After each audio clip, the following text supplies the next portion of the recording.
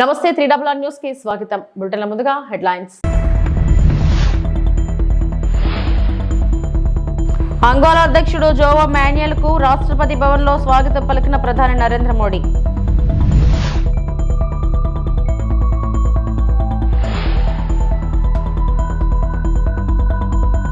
Assistant ఇంజనీర్లకు ధృవపత్రాల పంపిణీ తెలంగాణ గృహ నిర్మాణ శాఖ మంత్రి పొంగులేటి శ్రీనివాసరెడ్డి.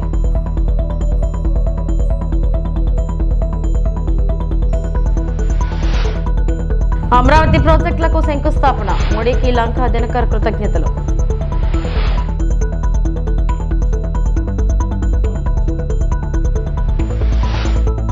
నాలుగు రోజుల భారత పర్యటన సందర్భంగా అంగోలా అధ్యక్షుడు జోవో మాన్యుయల్ గోంక్వాల్స్ లెరెంకోకు రాష్ట్రపతి ద్రౌపది ముర్ము ప్రధాని మంత్రి నరేంద్ర మోడీ శనివారం రాష్ట్రపతి భవన్ లో స్వాగతం పలికారు. భారత పర్యటన సందర్భంగా అంగోలా అధ్యక్షుడు జోవో మాన్యుయల్ లౌరెంకోతో విదేశాంగ మంత్రి ఎస్ జైశంకర్ శనివారం సమావేశమయ్యారు. The next exchange is also by the ministers. This is the memorandum of understanding between the Government of Republic of India and the Government of Republic of Angola on cooperation in the field of Ayurveda and other traditional systems of medicine.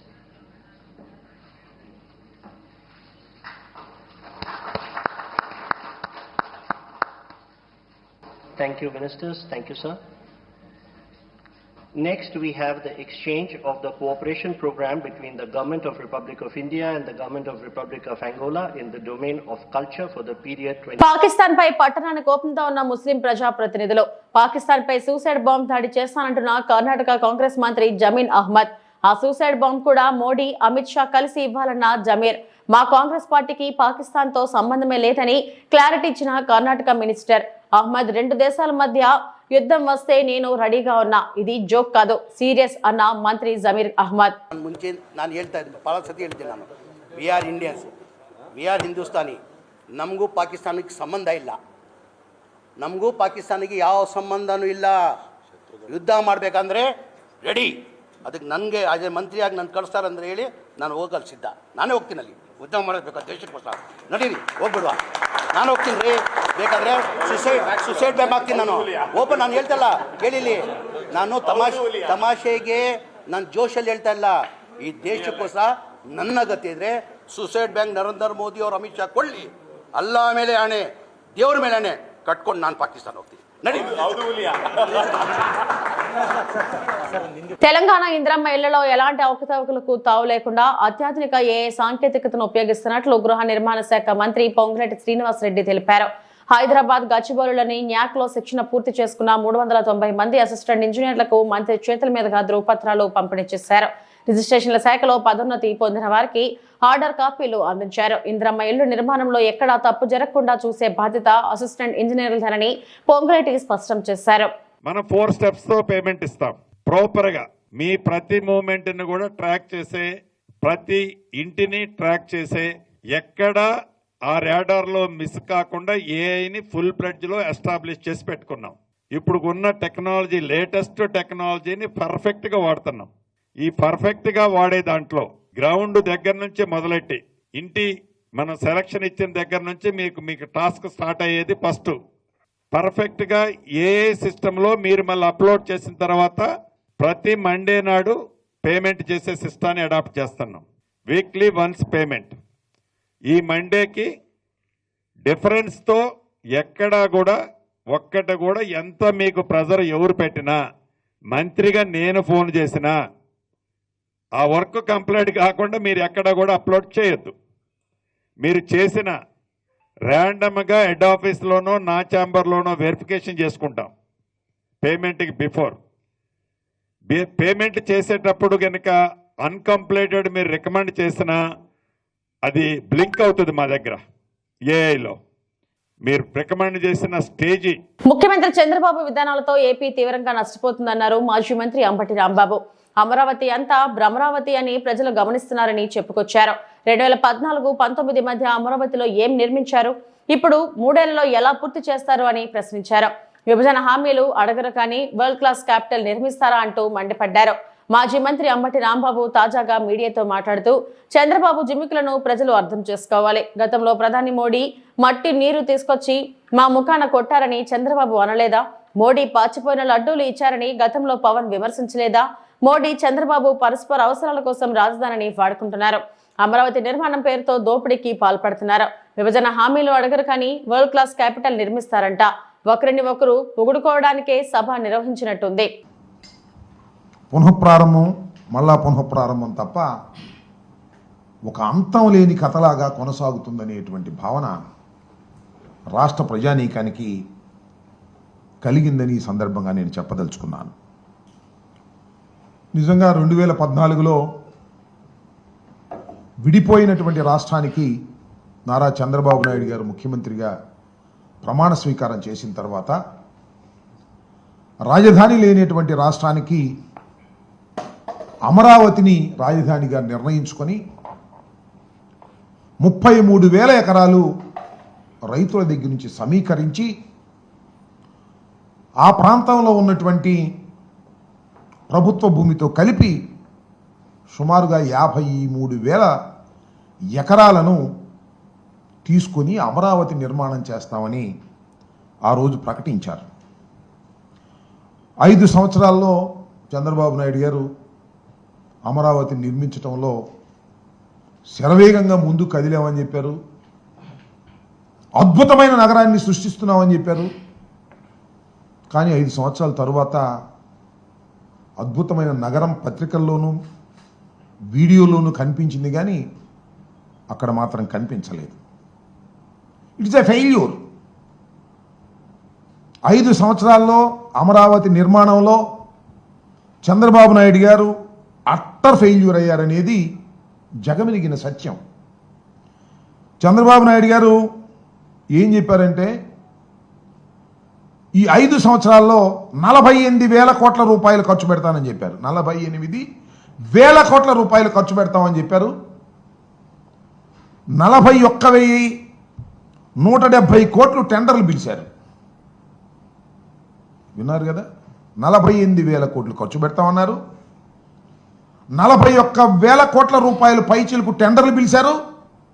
ఖర్చు పెట్టింది ఎంత అంటే 5,587.28 కోట్ల రూపాయలు ఖర్చు పెట్టారు.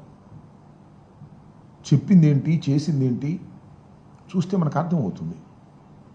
5 సంవత్సరాల్లో utter failure అయ్యి అమరావతి అనేది ఒక భ్రమరావతిగా చిత్రీకరించి చిత్తుగా ఓడిపోయినటువంటి సందర్భాన్ని ఇక్కడ గుర్తు చేసుకోవాల్సినటువంటి అవసరం ఉన్నది.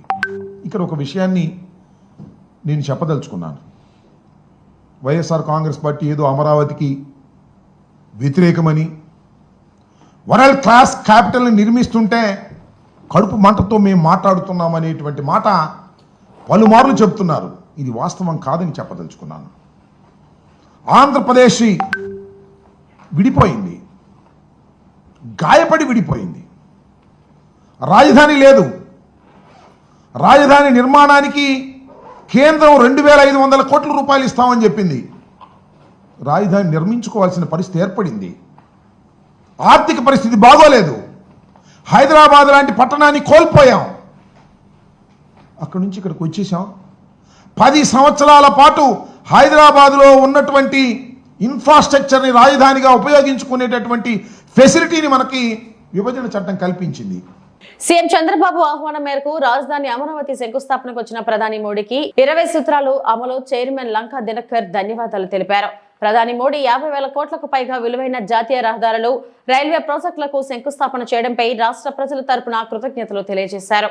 నారా చంద్రబాబు నాయుడు గారి యొక్క ఆహ్వానం మేరకు గౌరవ ప్రధాని నరేంద్ర మోడీ గారు ఏదైతే నిన్న అమరావతికి విచ్చేశారో దాదాపు 50,000 కోట్ల రూపాయల విలువైనటువంటి అభివృద్ధి కార్యక్రమాలు, రాజధాని ప్రాంతంలో శంకుస్థాపనలు, అలాగే మరొక 50,000 కోట్ల రూపాయల విలువైనటువంటి జాతీయ రహదారులు, రైల్వేలకు సంబంధించినటువంటి శంకుస్థాపనలు, అపూర్తయినటువంటి పనులు జాతికి అంకితం చేసేటటువంటి కార్యక్రమాన్ని దిగ్విజయంగా లక్షలాది మంది ప్రజల మధ్య అభివృద్ధిలో వికసిత భారత్లో స్వర్ణాంధ్ర కళని సాకారం చేసేటటువంటి విధంగా ప్రధానమంత్రి నరేంద్ర మోడీ గారికి ధన్యవాదాలు, కృతజ్ఞతలు ఆంధ్రప్రదేశ్ ప్రజల తరఫున తెలియజేస్తున్నాం, భారతీయ జనతా పార్టీ తరఫున తెలియజేస్తున్నాం. దేశంలో ఉగ్రవాదుల దాడుల వల్ల 28 మంది ప్రజలు తనువు చాలించారో వారికి బాధ్యతగా నిలిచేటటువంటి విధంగా ముఖ్యమంత్రి చంద్రబాబు నాయుడు గారు, ఉప ముఖ్యమంత్రి పవన్ కళ్యాణ్ గారు, విద్యాశాఖ మంత్రి లోకేష్ గారు ఒక సంఘీభావాన్ని తెలియజేయటమే కాకుండా ప్రధానమంత్రి గారికి మద్దతుగా నిలిచినటువంటి విధానం, వారందరికీ కూడా ధన్యవాదాలు తెలియజేయాల్సినటువంటి అవసరం ఉంది. తిరుమల శ్రీవారిని ప్రముఖ సినీ గాయని ఉషా దర్శించుకున్నారు. శనివారం ఉదయం వీఐపీ విరామ సమయంలో కుటుంబ సభ్యులతో కలిసి స్వామివారి సేవలో పాల్గొని మొక్కులు చెల్లించుకున్నారు. దర్శనం అనంతరం రంగనాయకుల మండపంలో వేద పండితులు వేదాశీర్వచనం అందించగా ఆలయ అధికారులు స్వామివారి తీర్థ ప్రసాదాలను అందజేసి పట్టు వస్త్రంతో సత్కరించారు.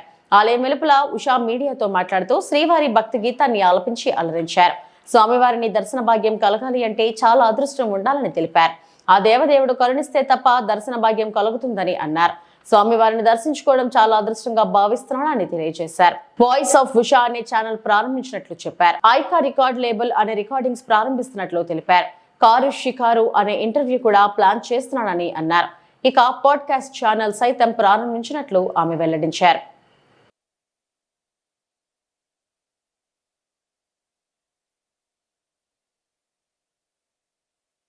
నమస్కారం. స్వామివారి దర్శనం జరగాలి అని అంటే దానికి చాలా అదృష్టం కావాలి. అండ్ ఆయన పిలిస్తే కానీ దర్శన భాగ్యం దొరకదు. ఈరోజు చాలా అద్భుతంగా దర్శనం జరిగింది. చాలా అదృష్టంగా భావిస్తున్నాం. చాలా బాగా జరిగింది దర్శనం. ఇలాంటి అంటే పునర్దర్శన ప్రాప్తిరస్తు అంటారు కదా, ఎప్పుడు తిరుమలలో ఇలా దర్శనం కావాలని మనస్ఫూర్తిగా. నగవులు నిజమని నమ్మేదా, పొగినడి ఆశను పొక్కనవే. నగవులు నిజమని నమ్మేదా, పొగినడి ఆశను పొద్దనవే. నగవులు నిజమని నమ్మేదా.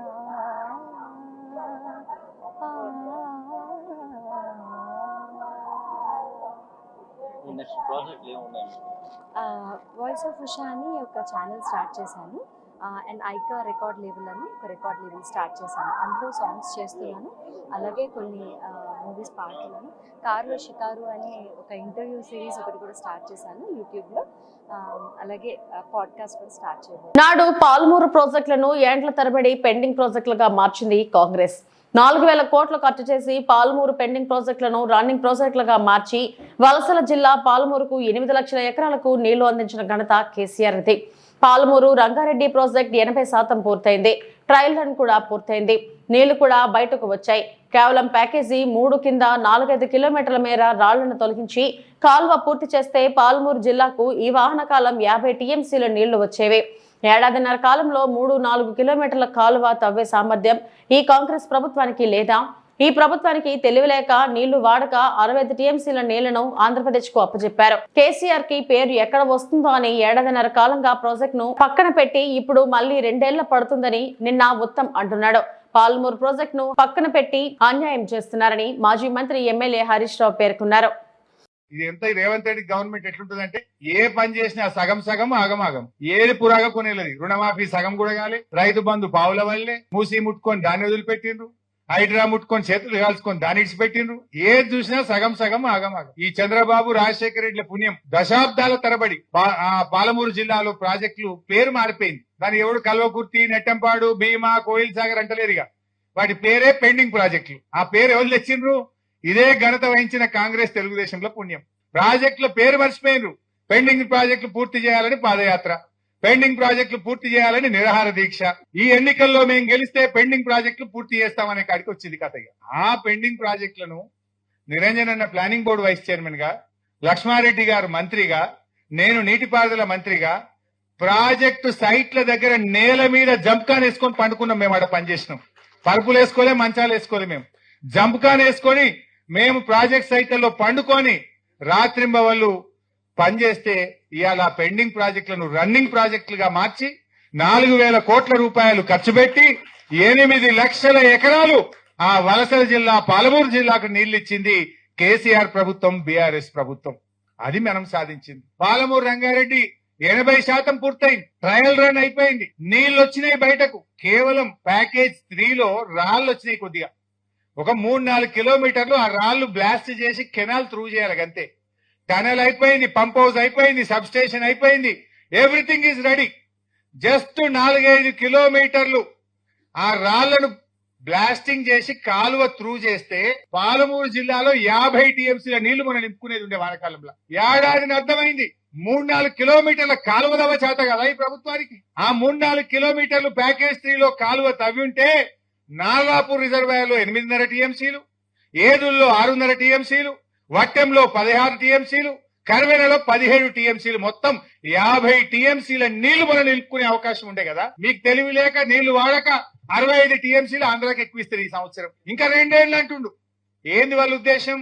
జల్లి పూర్తయితే అంతా కేసీఆర్ చేసిండు అనుకుంటారని ఓ 2 ఏళ్ళు వడబెట్టి మళ్ళీ నిన్న ఉత్తమ్ పోయి ఇంకా 2 ఏళ్లకు చేస్తారట మెల్లగా. ఆడ ఉన్న పని ఏంది? గట్టిగా చేస్తే 4 రోజుల పని ఉండదు. 4 రోజులు గట్టిగా చేస్తే 50 టీఎంసీలు పాలమూరు ఎత్తిపోతల పథకంలో నింపుకునే అవకాశం ఉంది. దాన్ని ఇలా పండబెట్టి అన్యాయం చేస్తున్న పరిస్థితి ఉంది. ఆ రోజు ఎన్ని కేసులు వేసినా ఏమేసినా పాలమూరులో అద్భుతంగా ఇలా పట్టుదలతో కేసీఆర్ గారు పాలమూరు ఎత్తిపోతల పథకాన్ని ముందుకు తీసుకుపోయింది. Palamuru lift world's biggest lift. Kaleshwaram కంటే పెద్ద లిఫ్ట్ పాలమూరు ఎత్తిపోతల పథకంలో పెట్టాం మనం. Largest and biggest lift. Chittoor జిల్లా పలమనేరు మండలం కొలమాసనపల్లి గ్రామంలో గురువారం రాత్రి దొంగతనం జరిగింది. శాంతిపురంలో తమ బంధువుల పెళ్లికి వెళ్లిన మాజీ ఎంపీటీసీ మంచుల కుటుంబ సభ్యులు శుక్రవారం ఇంటికి రాగానే ఇంట్లోని వస్తువులు చెల్లాచెదురుగా పడి ఉండడం, కిటికీ ధ్వంసం అవడం గ్రహించి వెంటనే పలమనేరు పోలీసులకు సమాచారం అందించారు. పోలీసులు సంఘటనా స్థలానికి చేరుకొని పరిశీలిస్తున్నారు. బాధితుల కథనం ప్రకారం బంగారం 20 గ్రాములు, 500 గ్రాముల వెండి, 80,000 రూపాయల నగదు దొంగలు అపహరించినట్లు చెబుతున్నారు. కొలమానపల్లిలో వరుస దొంగతనాలతో ప్రజలు భయాందోళన చెందుతున్నారు. పోలీసులు దొంగతనాలకు పాల్పడుతున్న వారిని పట్టుకుని కఠినంగా శిక్షించాలని కోరుతున్నారు.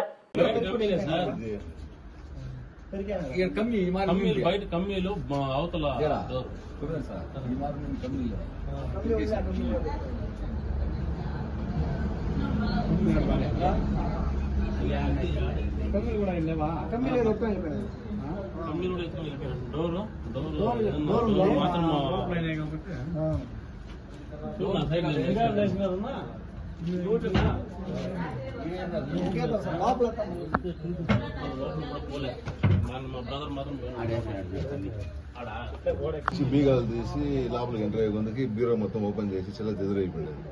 ఏమో డౌట్ వచ్చి నేను మళ్ళీ లోపలికి వెళ్ళి లోపల బ్యూరో కూడా సేమ్ అదే లోపల సీక్రెట్ లాకర్ నుంచి మొత్తం తీసేసి చిన్న చెదిరేస్తున్నారు. ఈ పక్క 2 బ్యూరోలు ఉన్నాయి, అది కూడా సేమ్ అట్లా చేస్తున్నారు. వచ్చి చూసి హాల్లోకి చూసి ఈ కిటికీ ఓపెన్ చేస్తున్నారు. మళ్ళీ వెంటనే నేను సిఐ సార్కి ఫోన్ చేయడం, వచ్చి పోలీసులు కూడా వచ్చి తనిఖీలు ఇంత జరిగినారు. నాకు తెలిసిన వరకు ఒక అమౌంట్ వచ్చి ఒక 75,000 ఉండాలా, ఒక 20 గ్రాములు బంగారు పేరు మీద అనుమానం ఉందా? అనుమానం అనేది ఎవరికైనా లేదు. అది పోలీసు వాళ్ళు కొంచెం శ్రద్ధ తీసుకొని చేస్తే దొంగలు బయటపడాలి. ఇంకొకటి వచ్చి ఇలాంటిది ఇంకొక ఇల్లు జరగకుండా పోలీసు వాళ్ళే గోల్కొండ మండలం పాకలపాడు జంక్షన్ వద్ద 50 కేజీలు గంజాయి పట్టుకున్న గోల్కొండ పోలీసులు. నర్సీపట్నం రూరల్ పోలీస్ స్టేషన్ లో శ్రీనివాసరావు మీడియా సమావేశం నిర్వహించారు. అందరికీ నమస్కారం. ఈ రోజున Narsipatnam subdivision Narsipatnam circle Golkonda police station లిమిట్స్లోని పాకలపాడు దగ్గర on information Narsipatnam rural inspector Revathamma గారు మరియు rural SI Rajarao, Golkonda SI Ramarao గారు వీళ్ళంతా కలిసి స్పెషల్ పార్టీ కానిస్టేబుల్స్ మరియు లోకల్ కానిస్టేబుల్స్ కలిసి వెహికల్ చెకింగ్ నిర్వహిస్తుండగా చింతపల్లి వైపు నుంచి ఒక కారు ఒకటి వస్తూ పోలీస్ పార్టీని చూసి ఆఫ్ చేసి వాళ్ళు పారిపోతుండగా వాళ్ళని పట్టుకొని మొత్తం ముద్దాలండి ముగ్గురు పారిపోతుండగా మన పార్టీ అంతా చేసి వాళ్ళని అప్రిహెండ్ చేయడం జరిగింది. ఆ జరిగిన తర్వాత వాళ్ళు పారిపోవడానికి కారణం ఏంటి అన్నది వాళ్ళని క్వశ్చన్ చేస్తూ కార్ని థరోగా చెక్ చేస్తే కారులోని ఈ సైడ్ డోర్స్ దగ్గర, బోనెట్ దగ్గర ఇవన్నీ కూడాను ఆ ఫ్రేమ్స్ ఓపెన్ చేసి ఆ ఫ్రేమ్స్లోని సుమారుగా 50 కేజీలు గాంజాని వాళ్ళు అందులో కన్సీల్ చేసి తీసుకొని వస్తూ మనకి దొరికారు. అందులో వీళ్ళది కర్రీ అప్పన్న అండి, ఈయన డ్రైవర్, ఈయనకి ఎవరైతే గంజాయి కొనడానికి డెస్టినేషన్ పర్సన్ ఎవరైతే ఉన్నారో ఆయన ప్రజెంట్ అబ్స్కాండింగ్లో ఉన్నాడు.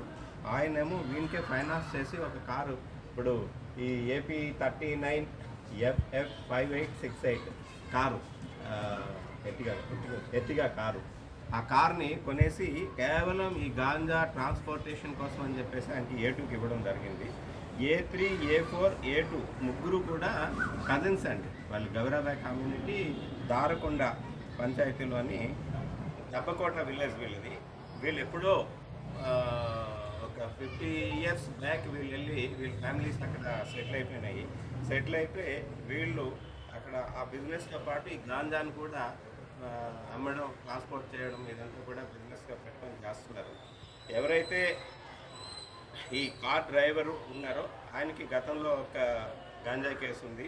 అలాగే కర్రీ రాజు అండి, ఈయనకి 4 కేసులు ఉన్నాయి, గంజాయి కేసులు 4 కేసులు ఉన్నాయి. అట్లాగే A4 బైక్ మెకానిక్, ఈయన మీద అయితే ఏం కేసులు లేవు. అట్లాగే ఎవరైతే డెస్టినేషన్ పర్సన్ అంటే లాస్ట్ గాంజా రిసీవ్ చేసుకునే పర్సన్ ఉన్నాడో ఆయన మీద కూడా 2 గంజాయి కేసులు ఉన్నాయి. వీళ్ళంతా కూడా దీనికి అలవాటు పడిన నేరస్తులు, గంజా వ్యాపారం చేయడానికి.